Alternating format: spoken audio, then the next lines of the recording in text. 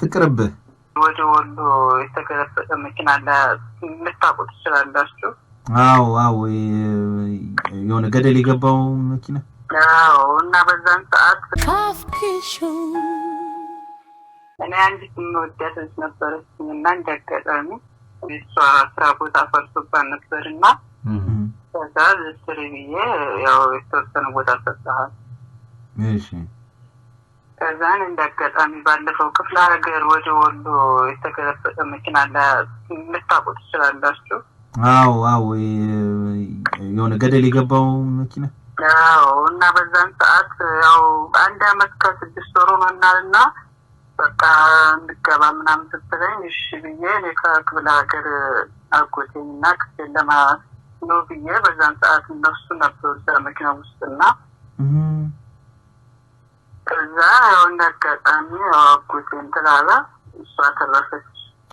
በዛ ባለበት ቀን ሳይሆን ሲቀር እኔም ወደዛ ሄድኩኝ። አሁን በቃ ስደውልም ምንም ስል በቃ ስልካታ ሰሚያውቅለ ስለሄድ እኔም የራሴን ህይወት መጣለሁ አለች። ወይ ጉድ! አክስተ ናቸው የተረፉት? አክስቴ ነች። የመጡት ለአንተው ጉዳይ ነበር? ነግራቸው ለእኔ ነበር። አሁንም ቤተሰብ የለኝም ነበርና እናቴም አባቴም ሞች ነበሩና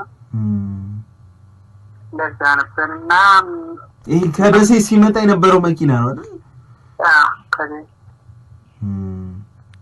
ወደ 4 ሜትር ከ5 ሜትር የተከሰከሰ ትቅርብህ። ለምሳሌ የደረሰብህን ችግር ያልተረዳች ሴት እቺን ችግር ያልተረዳች ነገ ትልልቅ ችግር ሲገጥም እንዴት ነው የምትረዳ? እውነት ነው። ስለዚህ ይቅርብህ።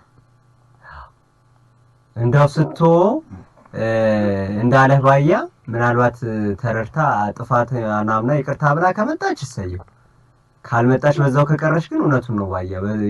እንደዚህ ትልቅ የችግር ተፈጥሮ ይሄን መረዳት ያልቻለሽ መታም ማጠቅም አገራዊ ችግር ነው። በቃ ለራሱ ማለት ያው ድንገት እንዲህ ሲደወልልኝ በቃ የምሰራውን ቦታ ትቼ አደራ ብያት ምናምን ያው ሁሉ በቃ ጥላኝ እንዲያለ ከዛ ልክ በሳምንት በ8ኛ ቀኑ ደውላ በቃ ከላይ ስለሄድ እኔም የራሴን ህይወት እመራለሁ አንተም የራስህን ህይወት ምራ ነው እንዴ ካልሽ ማች ችግር የለውም ብዬ እኔም በቃ ገና ትናንትና ነው ወደ ዘላ ተሳባ የመጣው።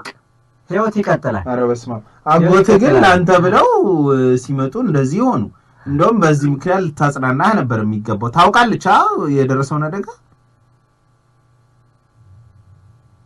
ሀብቴ አሎ ሄሎ ይሄ አናድር በጣም እንዴ ከባድ ነው። አስታውስኳ በጣም ኃይለኛ አደጋ ነበር።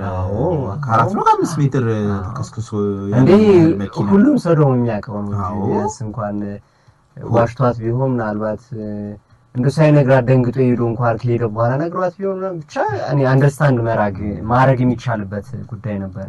ለምን ጎትኛው ግን እናት እንደው ነፍሳቸውን ይማሩነት። ያሳዝናል እንደዚህ አይነት አደጋ። እንግዲህ ስንት ሰው ወደ ስንት ቦታ ሊሄድ አቅዶ ነው መንገድ የሚጀምረውና